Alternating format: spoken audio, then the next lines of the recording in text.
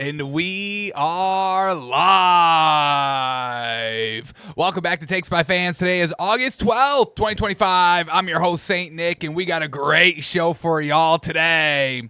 Alrighty, pardon my absence, and we're even late today, sheesh. Over the last few days, been very busy. I am the best man at a wedding coming up, so I've got to get all that shored up. And then I was held up at the post office today. Golly. But we're back. We're here. And I wanted to do a quick show. I don't know if we'll do a full hour today. We'll see how it goes. But we had the last couple of days off with the preseason football. We have to get back to it today, get all of our thoughts collectively together so we can continue to progress through this NFL preseason week 2 coming up and the season right in front of that. So, quickly today on the show, really no other news to talk about. NBA, there's one story we'll talk about before we get into the NFL. But I do just want to kind of recap most of the games that we saw preseason. What can we take away? And kind of what's been coming out injury report-wise and just kind of just overall report-wise from those games and what we should really be sinking our teeth into. So, that's what we've got today on the show, so let's just jump right into it. And really the only non-football story I want to talk about, folks, is Give It Up. I mean, gosh dang, Give It Up. I love this deal. The UFC has a new home in 2026, and thank goodness it's no longer ESPN. Unfortunately, now NFL is ESPN, so that's going to suck. But our fighting... it's getting an upgrade, folks. UFC has a new home in 2026, and it's on Paramount Plus. UFC does a deal, folks. 7 years, $7.7 billion. Ooh, for 7 years for UFC in this kind of Paramount CBS partnership. And this is absolutely fantastic because... we no longer have to pay for the pay-per-views, folks. It's done. If you're subscribing to Paramount Plus, you get all of the UFC numbered events, the fight nights. You get it all. And that's absolutely fantastic because with ESPN... we had to subscribe to ESPN Plus, and then we had to buy the $80 pay-per-view on top of that. And we know ESPN is garbage, and sometimes it wouldn't even work when you bought it. It still was delayed and choppy, and stream was buggy most of the time. So all that is now done. So free UFC, folks, if you got Paramount Plus, and I mean, you all know, I mean, you got South Park, you got UFC. I mean, that may be the only subscription service we need nowadays, folks. So this is incredible. We get this here by Dana White, says, quote, "This historic deal with Paramount and CBS is incredible for UFC fans and our athletes. No fake, it's saving us money. For the first time ever, fans in the U.S. will have access to all UFC content without a pay-per-view model, making it the more affordable and accessible to view the greatest fights on a massive platform." That is true. This deal puts UFC amongst the biggest sports in the world. The exposure provided by Paramount and CBS networks under this new structure is a huge win for our athletes and anyone who watches and loves this sport. And it is kind of interesting. I was literally talking to my buddy like last week during that the last UFC fight night, and I was just like, I just really don't understand why the UFC is not more popular, more bigger. I get it's violent and all that and all that, not really family friendly, but at the same time, I mean, like, we love, I mean, as just like a species, folks, humans, we love fighting. I mean, that's where we all came from, right? Cavemen fighting, you know, and then you develop and all that. So, I mean, it's kind of baked into our DNA, our core, and it's still not really kind of as mainstream as probably it should be. Now, me and my buddy were talking, and, something that does weigh it down is just kind of, most of those fighters aren't American and they don't speak English. So you get that was kind of the whole thing with Shohei Ohtani and why kind of baseball and all that, like, that's why they didn't think he was kind of as big of a name as probably he should have been because there is kind of that language barrier. So I'll just digress on all this, but hopefully you, Paramount and CBS, are able to kind of uplift this sport just a little bit more, make it a little bit more mainstream, because, hey, you catch me on Saturday, I'm watching the fights, folks. Free or pay-per-view, no longer pay-per-view, but you'll catch me, I'll be watching these fights. I love a good getting hit in the face and keep going. I love seeing it. So, absolutely love this, folks. This is great for everybody. No more $80 UFC fights that we have to buy every month. I think we can all get behind that. So, great move by Dana White. Great move by the UFC. And for $7.7 billion, I count that as a win. Alrighty, that is all I really wanted to kind of touch upon outside of the NFL. So now let's jump into football here. And before we start breaking down every single game, there are two things I want to touch upon before we get into the games. And the first one is the Tom Brady statue that was unveiled this earlier last week. During the Patriots' first preseason game. Now, we told y'all to bet the Patriots money line because of this event right here, and they went out and got it done. They were, man, oh man, they put up a lot of points. No, the Patriots? Or am I big bugging here?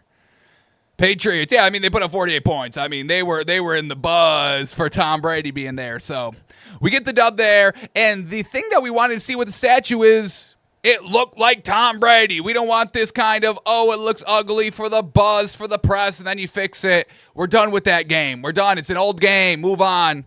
And when you look at this statue from kind of afar, it doesn't look the greatest. Doesn't look like there's a lot of details in there. But when you get kind of on the close-up pictures of them, I mean, the detail is really there, and it does. The face does look like Tom Brady. It's all kind of the same shade, so it is kind of hard to see all the details. So once again, seeing it from a distance, you're like, that really could be anybody. Not really Tom Brady. But up close in the details, the face does look good. So overall, I like the statue. It's got him with this fist up, helmet in hand. And I think this is great for the Patriots. Great honor, great celebratory gesture for Tom Brady, and forever a Patriot. So love the statue. They got the unveiling right. Thank you. We didn't need to go through that game. Oh, look at the Cristiano Ronaldo, the D-Wade face. Enough. Get it right the first time. All right, and the other thing I just want to touch upon is, folks, can we keep the same energy, please? Okay. All right. Because once again, I don't know what y'all's obsession is, honestly. Can y'all get over it? Truly. Can y'all absolutely get over it? This obsession with just knocking the Dolphins, saying they're trash, folks. No other team gets this type of knock. And I mean, folks, I got a long list of teams that I could just knock for hours and hours on end and how shit they'll be. Case in point, the Saints are going to be absolutely shit. I'm sorry. But it's all optimism over there, blah, blah, blah. But if you try to get optimistic for the Fins, you don't know ball, you're a loser. Look at the Fins fan. All right. Because here we go, folks. Few days ago at practice before the first preseason game, the Dolphins and the Bears, I think, got mixed up into a little fight, a little scrum. And Mike McDaniel jumped in the middle of the fight to try to break it up during training camp. Now, I thought we liked that. I thought we liked head coaches jumping into the mix. No pads. You go in there, try to break it up because, you're the coach and you want to set the tone for your team, right? Because Mike Vrabel did it and everybody sucked him off for it. Oh, my God. Mike Vrabel jumping into the mix. Oh, Patriot football is back. Defensive culture is back now in New England. Look at them go. Oh, yeah, this is what we get now. Mike Vrabel's in charge. Watch out. That's all we heard. But Mike McDaniel tries to break up a fight, and we get memes of him being a little dog. Little pussy Mike McDaniel can't break up a fight. He'll break a nail. He'll scuff his Nikes, his Yeezys on his feet. He's got to take a puff. He's got to take a puff of the Juul real quick before he get... No. We've been trying to tell y'all that he's been trying to change the culture in Miami. And everyone laughs and laughs. He'll never be able to do that. Change the culture in Miami. What are you, a magician? Are you a genie? So Mike Vrabel gets praised. He comes out bloodied. We got a bloody cheek. In the comments here, folks, look at this. Coach of the Year. This was the post by ESPN. Mike Vrabel jumps into a scrum of players at Patriots training camp and came out with a bloody cheek. The comments. Coach of the Year. Bro still has the itch. Vrabel shows real great in leadership. When the fight breaks out, true Patriots don't back down. Pats to the playoffs confirmed. Patriots win total climbing emotions. Going all out. Is this old school leadership or just unnecessary risk from a head coach trying to prove a point? He always mixed it up on the field. Hell yeah, brother. That's grit. Vrabel is a dog. So, Mike Vrabel, we love. Mike McDaniel, we clown.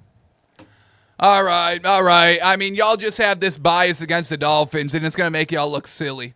It's going to make y'all look foolish at the end of the year when I'm counting the racks from the win totals, from the division win, from Tua MVP to a playoff victory. Oh, it's going to be raining green in the St. Nick household, I'll tell y'all.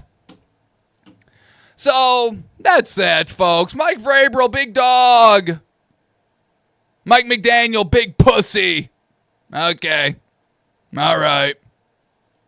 Hey, Mike McDaniels, did you play in The Sopranos because you're big pussy?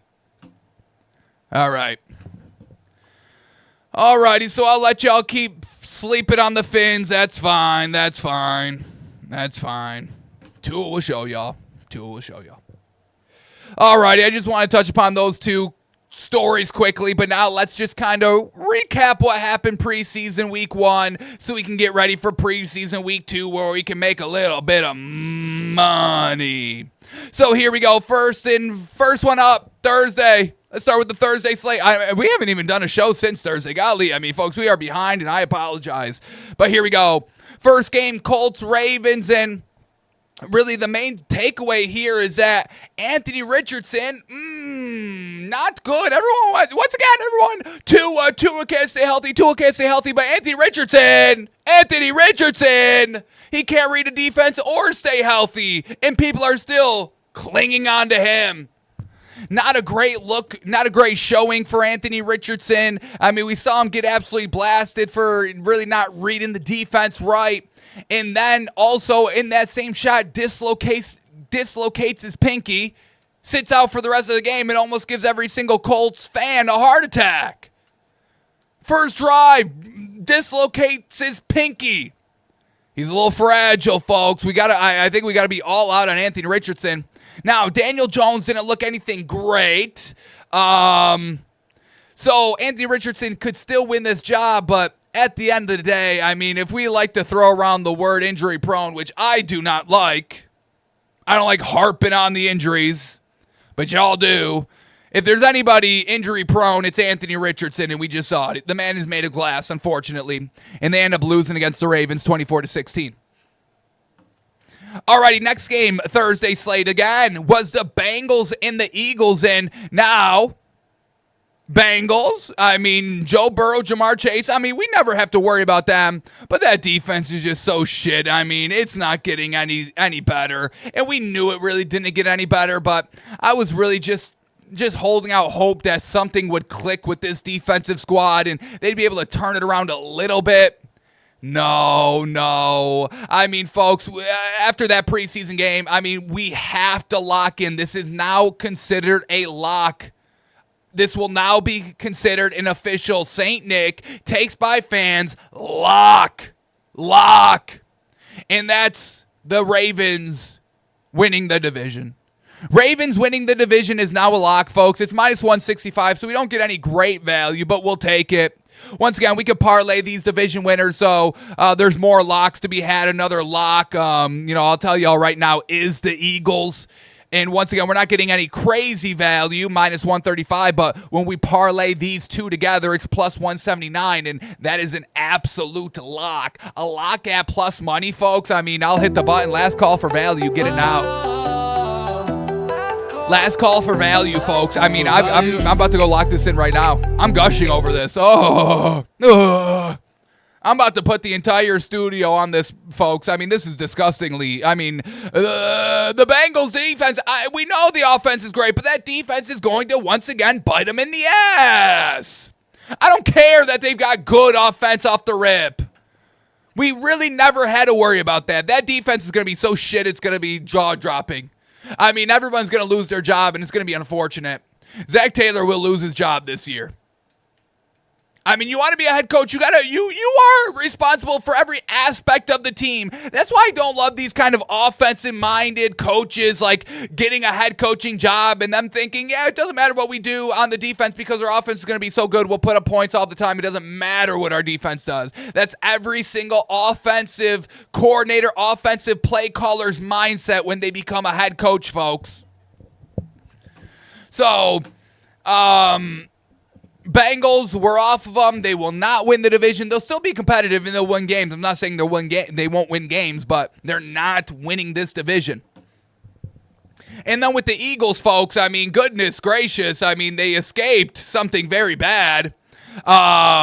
Their Pro Bowl guard, Landon Dickerson, was thought to have suffered a really serious meniscus injury. I believe he got carted off, but they're being kind of big-time optimistic on him, which is going to be really great for this team because they really can't afford to lose anybody on that line. So we get this by Adam Schefter, the new update on Landon Dickerson here.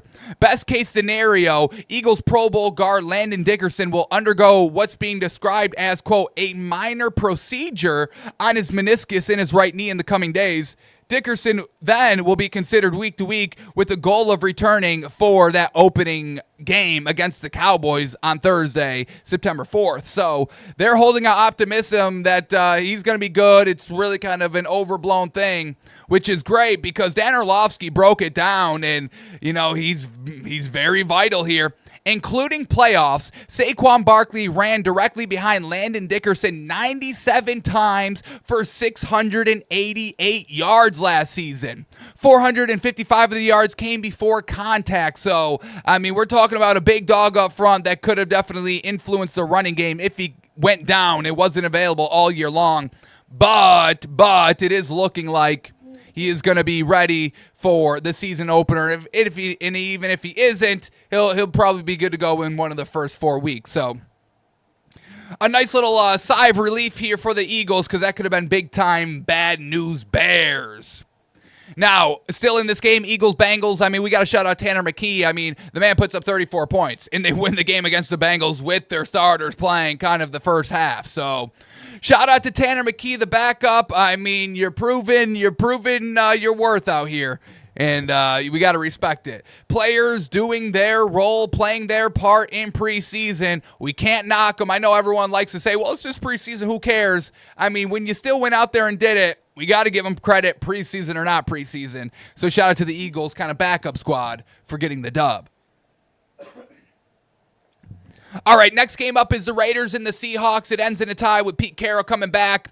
And really, I mean, the big meme about it, Geno Smith going double birds on a fan in Seattle. And it's rightfully so. I mean, the sign that the man was holding, it was like bigger boss, Jamarcus Russell or Geno Smith. So, yeah, if I saw that sign, it's definitely, fuck you. Who the hell are you talking to? I'm Mr. I ain't called back, baby. All right? Don't you try to play me. So we get the viral meme of Geno Smith flicking off the Seahawks fan. I love it. We see Pete Carroll even trying to take the sign down. Absolutely love that as well. Pete Carroll always stands behind his players, always at. And even Pete Carroll at the press conference, a reporter asked, like, Pete, do you support, Geno Smith doing an obscene gesture? Obscene gesture. Can everybody settle down? It's double birds. Okay, I'll do it right now. Fuck off. Fuck you. Settle down. And Pete Carroll's like, yeah, of course, did you see the sign? What are you trying to do here? Trying to stir up a story? This is a grown man flicking off another grown man because that grown man was calling that other grown man out. It's grown men handling business. This whole thing of like, oh my God, he cussed. He threw up the double birds. He threw a dildo at me. We all just got to grow up and get over it. Okay, cuss word. I mean, I hate cuss word. I mean, I like using the cuss words. I just hate that they're so like taboo. Oh, folks, settle down. Settle the fuck down. A little cuss here and there isn't going to kill anybody, okay? So shout out to Pete Carroll. This Raiders team, they got a little grip, but meh. Raiders Seahawks, they tie. Cool. All right, let's keep going here. We go Lions and Falcons. Now we're on the Friday slate. Michael Penix Jr., all right, nothing crazy really between these two teams. Lions offense kind of struggled mightily. They put up 17 points. They didn't look anything great, so no Ben Johnson. The offense struggles. That's kind of what we were expecting. We get Browns-Panthers, one of the most highly kind of anticipated preseason games because we got our man Shedeur Sanders starting, and oh, mama, was he kind of slinging the ball around. Now, it took him a couple of drives to get kind of acclimated. The first two drives, not looking really good, not really moving the ball. There was, I think on the second drive, like a wide open pass that I want to say he kind of like overthrew, not maybe kind of getting a little too excited that it was wide open and just kind of overthrew the ball. Would have been a first down. But he settles in and then he ends up, I think he scores like 3 touchdowns. Pretty dang good. And then that whole narrative, like before the game, everyone was, oh my God, he gets no first team reps and they're putting him out there. I mean, they're setting him up to fail. Oh my God, they're setting him up to fail. That was literally the entire narrative surrounding Shedeur Sanders heading into the game. And then everybody was kind of like walking back and eating their own words after, he actually did pretty damn good. But I did catch this. This is what I did not like. In the game here, it was 4th and 1 real early on. And if he was set up to fail, this is exhibit A of maybe they didn't want him to succeed. Because what the hell is this play call? Truly. I mean, I was watching this with a couple of buddies in live, and we were all kind of like, this is what you call on 4th and 1 for your rookie quarterback? So here we go. It's 4th and 1, and they are in an empty set. That's fine. I don't mind that. But now you've got 5 wide. You've got 5 people running a damn route here, okay? And nobody runs like a 1-2 yard route on 4th and 1. I mean, folks, just look at this play. Here we go. 4th and 1. You just need 1 yard. And it's like a full yard, okay? So here we go. Empty set, shotgun, Shedeur Sanders. Talk about giving your rookie quarterback no help, no chance. Here we go. I mean, folks. All these receivers are like 5, 7, 10 yards down the field on a 4th and 1. You don't put anybody out on like a 1 yard out route, 2 yard out route, 3 yards at maximum. I mean, if you wanted to say they were setting him up, this is exhibit A, B, C, and D. All right here.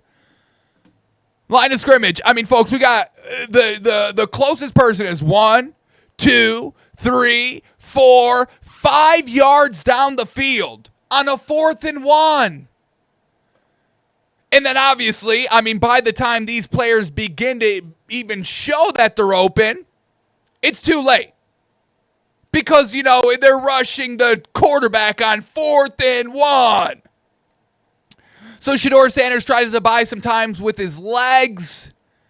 Great job by the Panthers defense of not really letting him get out of the pocket. And then he just has to really throw it away and there's no chance. But this is a disgusting play call by Kevin Stefanski, I'm assuming.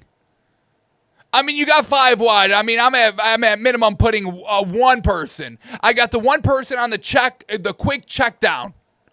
Because it's 4th and 1, for God's sakes. So, I didn't love that.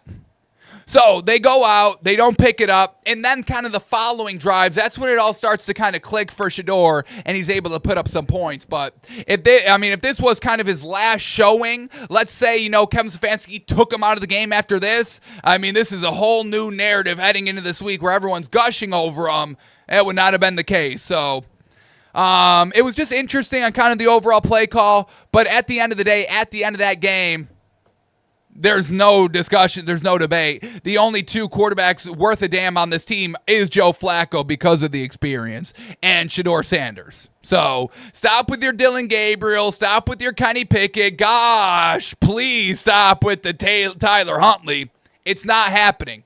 So let's check Polymarket, see if we get any great value on Shedeur Sanders being that starting quarterback. Once again, if they go with Flacco, that's understandable because, veteran can win now. But let's see where we're at now, live time. And Shedeur Sanders is still in second. Wow, at 9%. Wow. And that 9% jump really happened after that game. I really thought it was going to keep on rising.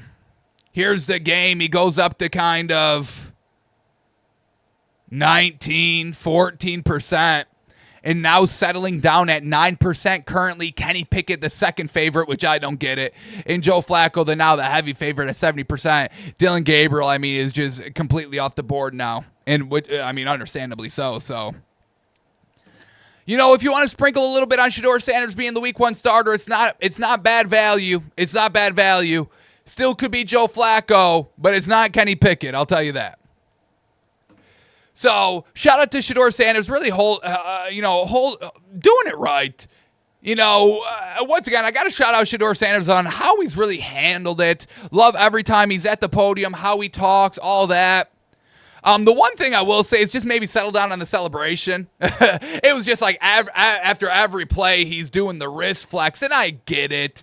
But I think Shedeur Sanders feels like the NFL cameras are kind of like the NBA tunnel cameras, where it's all kind of like live footage and all that, where these NFL cameras on the field are for like NFL films, NFL network pieces, and all that.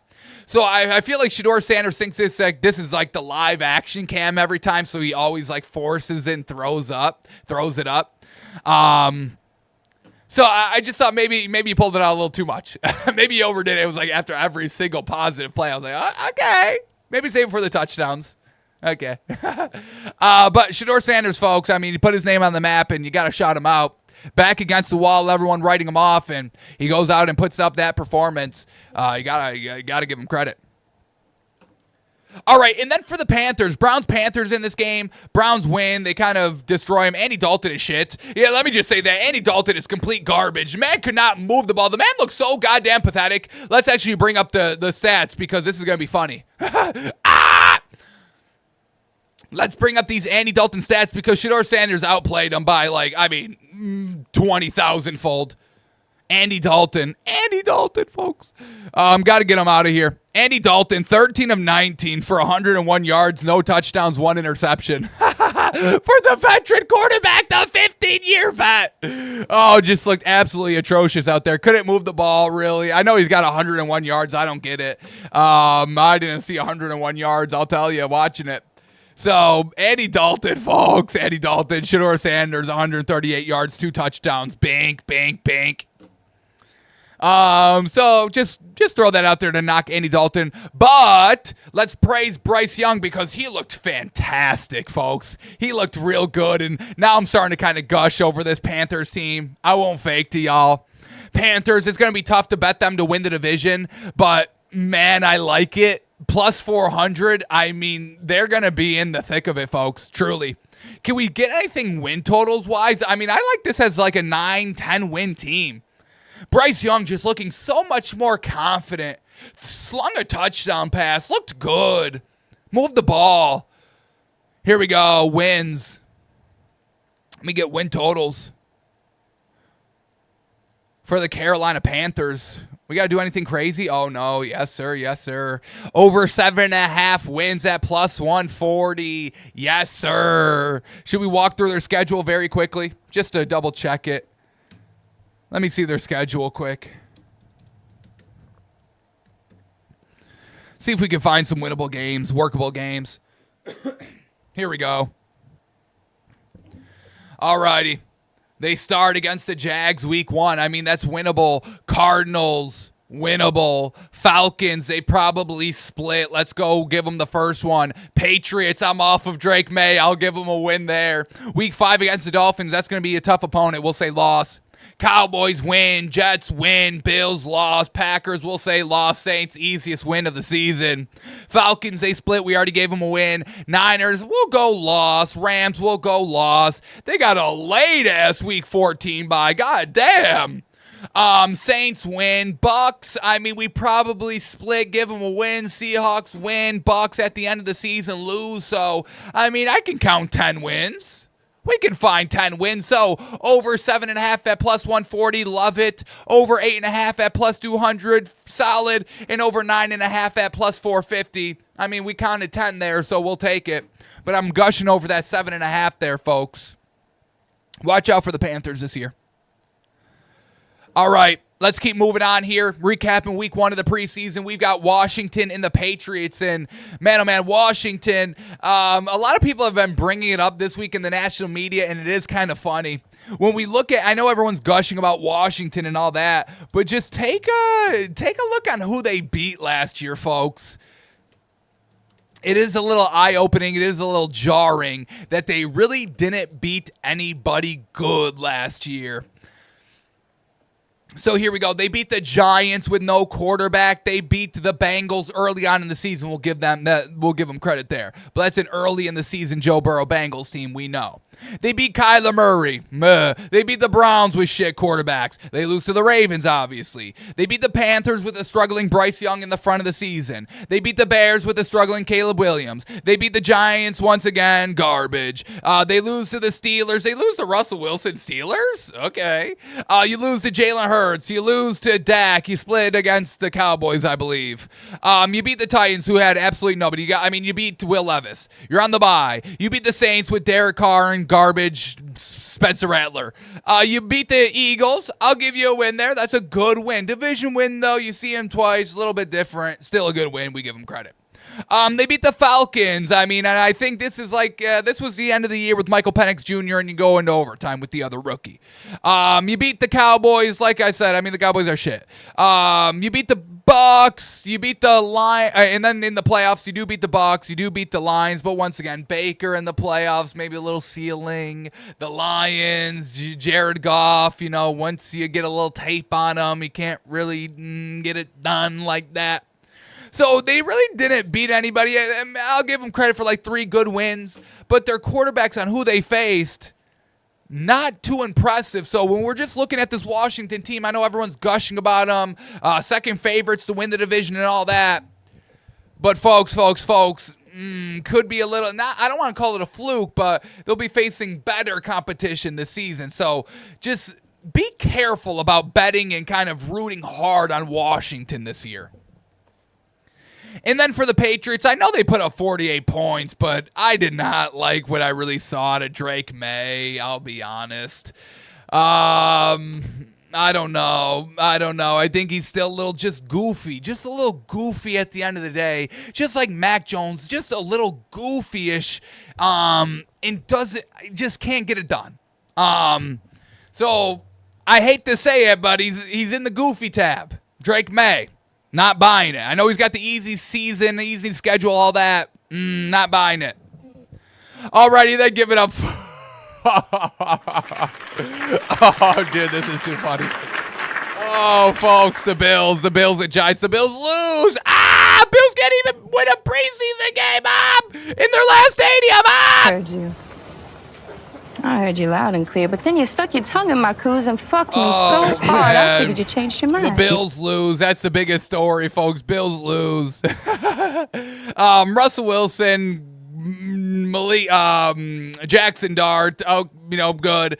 I'm liking this Giants team. I've liked this Giants team. Their front four, folks, their defensive front is absolutely fucking disgusting. And I've been trying to tell y'all, have I not been ringing the bell all off season long on the Giants? And now everyone's like, oh my God, their defense is great. Yes, we know. Defense is great. Offense is very solid, workable. Watch out for the Giants this year, folks. Get the wins while you can. I've been trying to tell y'all. All right, we get the Texans and Vikings, and we get a little J.J. McCarthy work. So let's, I have to go back here. I have to go back a little bit. Back to the Bills-Giants games. Here's Ray Davis kicking a field goal, or an extra point. I think that's a field goal. That's an extra point. And it's good. So shout out to the running backs becoming kickers and still getting it done, pay them what they deserve. And then quickly going back to the Browns game, I forgot to bring it up, but Myles Garrett just was caught speeding at 2:01 in the morning, going 100 miles an hour in a 60-mile-an-hour zone. Now, speeding at night, I can understand it. Okay, do I say I do it? No. I understand it. But, unfortunately, still illegal. But all I want to say is that maybe Shedeur Sanders is a negative on this team, rubbing off on Myles Garrett. Mr. Speed Racer Shedeur Sanders now rubbing off on Myles Garrett. So Myles Garrett, just slow down just a bit, okay? All right, now back to it. Back to J.J. McCarthy. Let's see what we've got here. We've got footage of his 8 dropbacks from the game, so let's just quickly take a look. Once again, this is what we've kind of been waiting for. Everyone's been really hush-hush, training camp-wise, off-season-wise on J.J. McCarthy. We haven't really been seeing the footage like we have every other kind of rookie quarterback. So here we go. J.J. McCarthy, was it impressive? Here we go, first pass. We get a nice little play action. He's rolling out to his left. He throws to the left. And it's a nice completion. It is a little bit behind. We'll see it here in the replay. But a nice little athletic throw that gets everybody going. Throwing on the run. But just got to put that one more towards the sideline there. You gave a defender a chance to make a play on the ball. We don't like that. All right, next drop back. We got a 3rd and 4. Can he pick up the first down? Drops back. Plenty of time. Takes the check down. In stride. Picks up the first. We'll take it. Here we go, 2nd and 5. Play action. Plenty of time to throw. He throws it. Kind of got hit as he threw. Wasn't able to kind of stay on his feet as he threw and was still able to get the ball down the field. It was low, but kind of hit as he was thrown. Wasn't able to kind of step into the throw with the defender. And he's still able to get the ball there. Now this is all good because all we need to see here is J.J. McCarthy being game manager. That's all we need to see. Kevin O'Connell will take care of the play calling, and their playmakers will do the rest. We saw Sam Darnold have success with this team, so it can't be that hard. So that was good there by J.J. McCarthy. Here we go, 2nd and 1, under center again. We go play action. Edge rusher comes free, dinks down the ball. All right, I mean, he had to get rid of it quick. Unfortunate play, which brings up 3rd and 4. Now, can he pick it up? Out of the shotgun. Plenty of time to throw. He's over the middle. And it's a high throw. Let's see it from the back angle here. Loved where he went with this ball here. Love where he went with the ball there. That's the right read. Just overthrew him. That's really all it was. I mean, this is open. Plenty of time to throw it. He seized a man. That's where you go with the ball. It just unfortunately goes a little tad high. But we still like everything about that. And then they go for it on 4th and 4. Can he clutch it up? They bring pressure. He's scrambling out. He's going to run for it, and he picks it up. He's a dual threat. He's a dual threat quarterback. Here we go, 1st and 10. After the first down, they try a screen. It gets blown up. Gets batted down right in his face. Next up is a 3rd and 5. Plenty of time to throw. Slightly navigates the pocket. Throws the ball a little high where only the receiver could get it. Really nowhere else to go with this ball, I'll say. Oh, he should have went deep down the middle here, I think.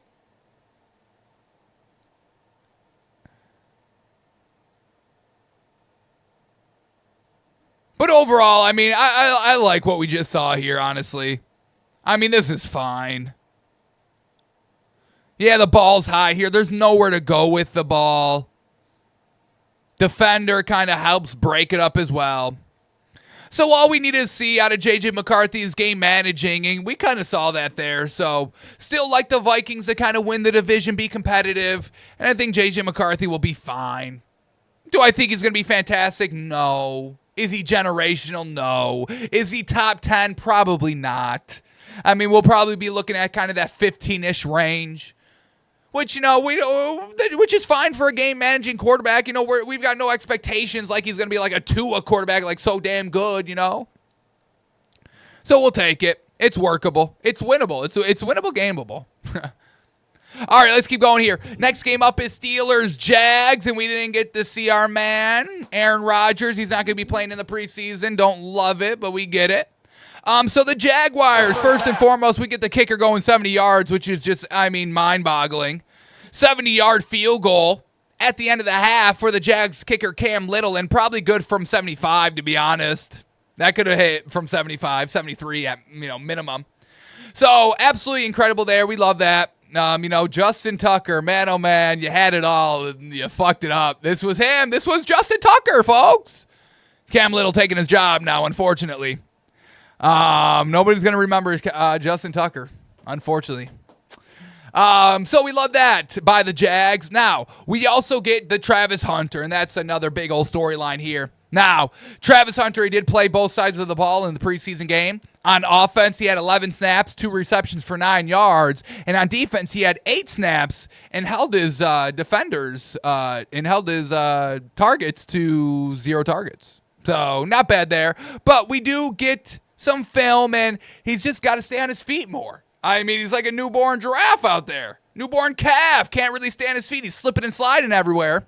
But here we go. This is his offensive and defensive highlights. Travis Hunter, let's see it. Let's see it on offense. Let's see it on defense. Here we go. Here we go on defense, kind of getting, blocked down the field a little bit. On offense, Trevor Lawrence going to him. There we go. Catches the ball. Beautiful. Little in route. Catches it. Defender respects him as a receiver. Played off of him. Here we go on defense. Played off the ball. A little too much off. Here we go on offense. The screen play. Catches it. Works his way up the field. Gets about 7, 8 yards on the screen pass. All right. So those were his 2 catches that we saw in the stat chart. We got another 20 seconds here. Here we go on defense. Here we go. This is where he tries to come in and tackle the running back in the backfield. And here we go. This is one-on-one. One-on-one. Got to come up and make this tackle. I mean, he doesn't even have the first down yet. You got to come up. Got to make this big old hit. Let's see it. Oh, he dives low. Kind of slips. Let the running back pick up the first down and skirt around him. Here we go. All right. Preseason. What else do we get here? We get one more play defensively. Here we go, Travis Hunter. And that's kind of where we saw at the beginning of him, getting blocked. But overall, can't really tell too much from preseason game number 1. He's just getting his footing. He's shoring everything up.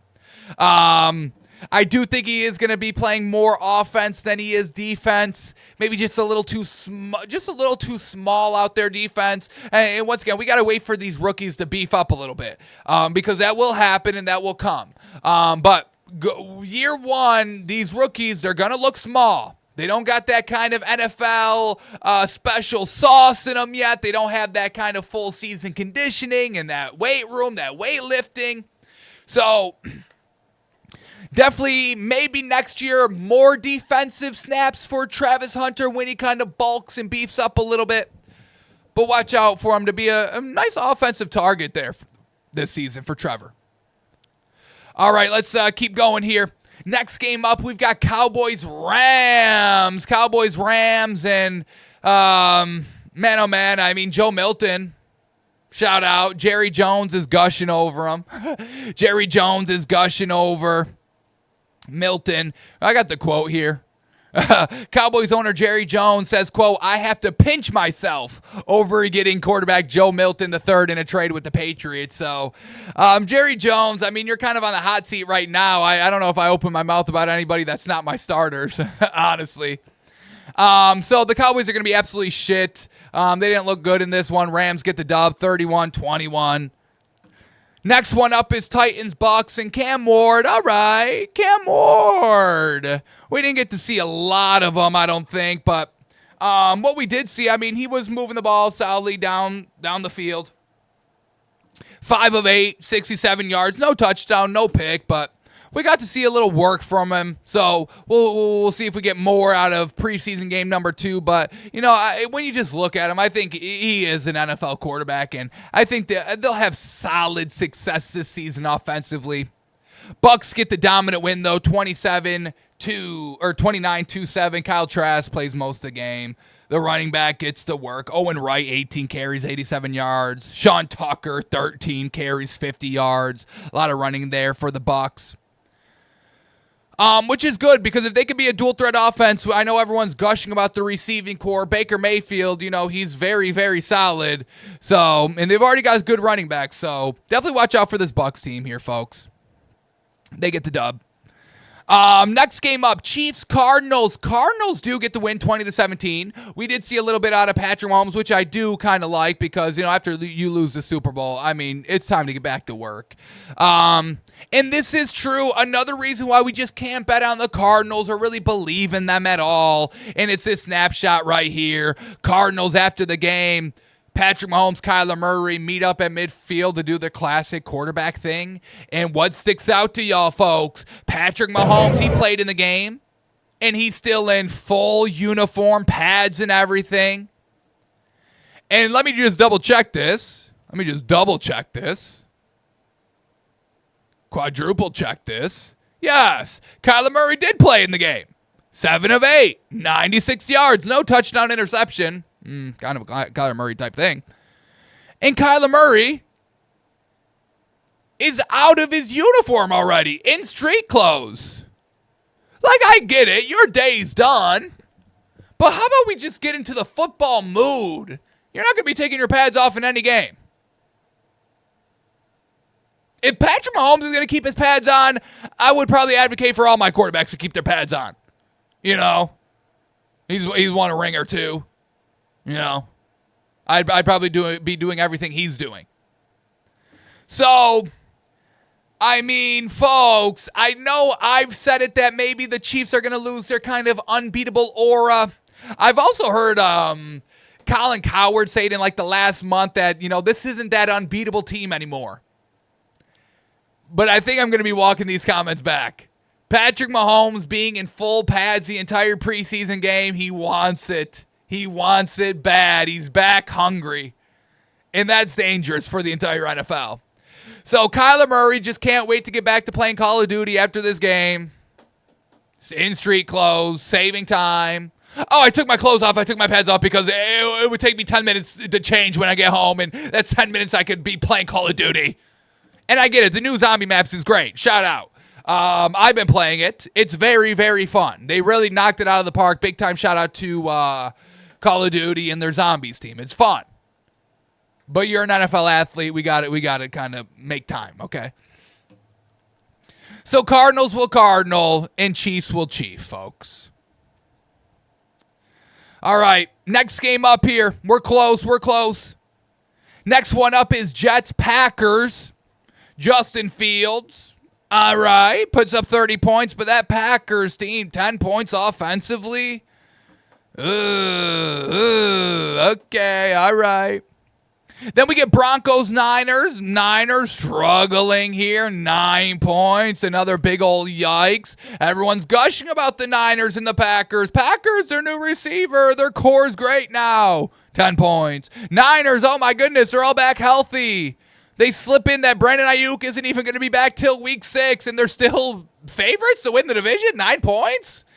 Okay, y'all keep that. I'm going to take the Rams here. Thank you. Bad back Matthew Stafford. I know. Everyone's trying to, it's the end of the world for the Rams. You turn on any mainstream media, there's like, oh my God, the back. The back is cracked. He's fine, folks. He's fine. Alrighty, then we get Dolphins, Bears, and the big old narrative is that the whole starting crew didn't play, folks.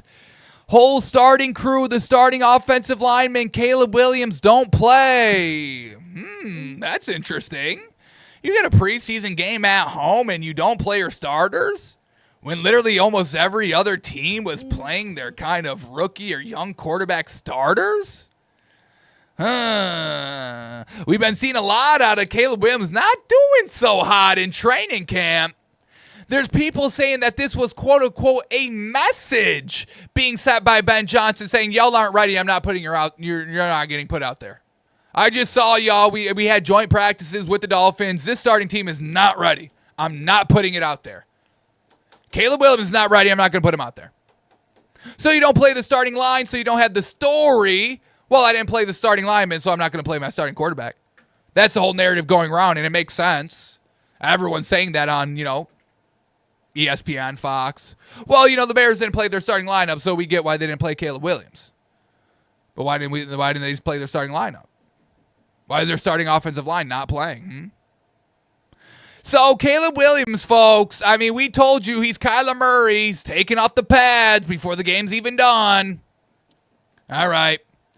And then the Dolphins, Quinn Ewers. I know all these Dolphins fans are clamoring. They want Quinn Ewers to be the quarterback.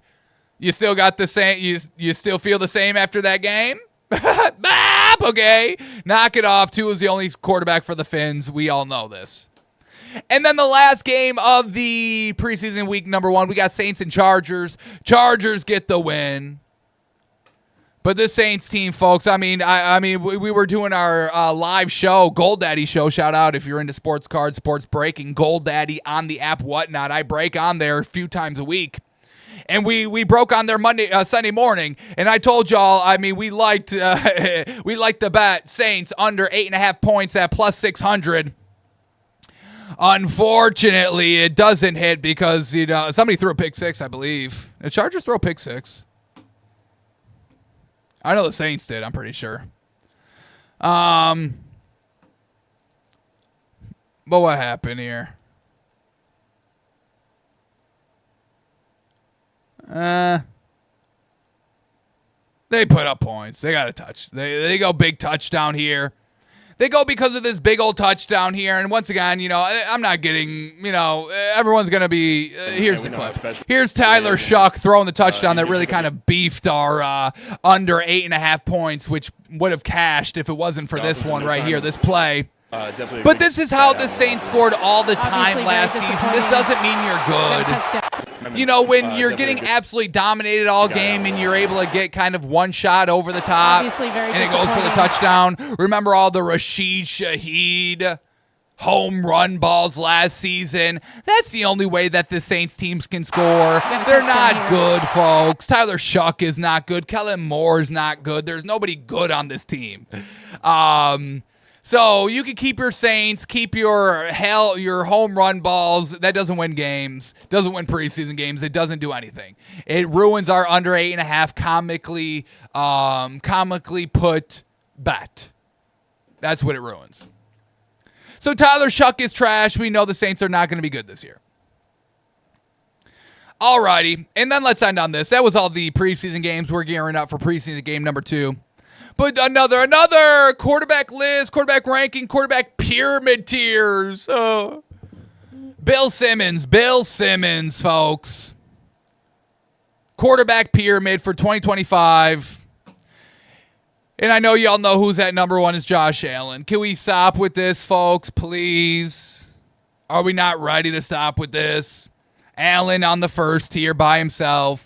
Next tier is Mahomes, Jackson, and Burrow. Next tier is Jaden Daniels and Jordan Love. Okay. Matthew Stafford's the tier below. Baker Mayfield's the tier below. Keep gushing over Josh Allen, please, folks. Keep gushing over Jaden Daniels. Y'all are going to be looking sick on Jaden Daniels this year. That's all I'll say. They beat nobody last year, and everyone's like, this is the second coming of Peyton Manning, second coming of Tom Brady. I was going to say the second coming of Jesus, but I thought it was going to be a little blasphemous, but I still said it anyway. Y'all got me. So keep your Jaden, keep your Josh. I'm rocking with my man Tua T, and we'll see you in the Super Bowl this year, okay? All right, we're going to get out of here, folks, but I was off for the last few days, so we had to just kind of shore everything up. We'll be back tomorrow, day show, and also I'll be breaking live tomorrow night, 8 p.m. Eastern on the Gold Daddy channel on whatnot. So come hang out, come participate if that's your thing, and let's get everybody paid tomorrow night, shall we? Alrighty, folks. I truly appreciate y'all tuning in, listening. We're back tomorrow, baby. We're back on schedule. We are back on track. So appreciate